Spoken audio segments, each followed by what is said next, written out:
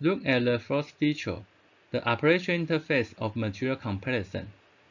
To use this feature for the first time, you need to add some materials to the comparison list. The way to search for materials is the same as previous features. Check the material, add to the comparison list, and return to the comparison list panel. Here we got all the materials that have just been added.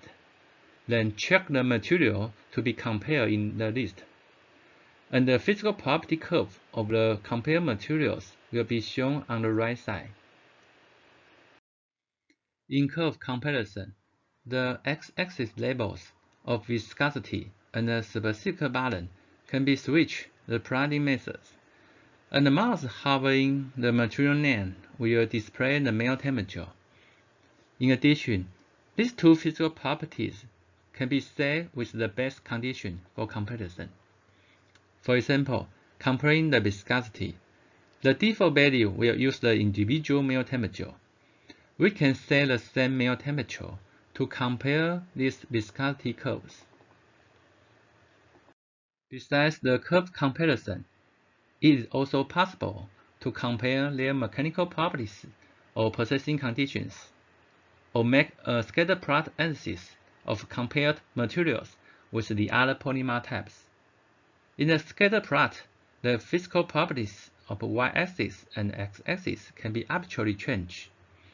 For example, choose the plot of elastic modules and the solid density, which can be used as an indicator for the selection materials of high strength and lightweight. Next, let's take a look at the operation interface of the whole function. Okay, still screen of the material comparison function. Now, let's add some material first. Let's search for them and check these materials and add them to the comparison list. In this comparison list, check the materials to be compared. Let's check a few more to the right. It will show the curve comparison. We can also compare their mechanical properties or processing conditions, or do a scatter plot analysis and choose a plot of heat capacity and thermal conductivity.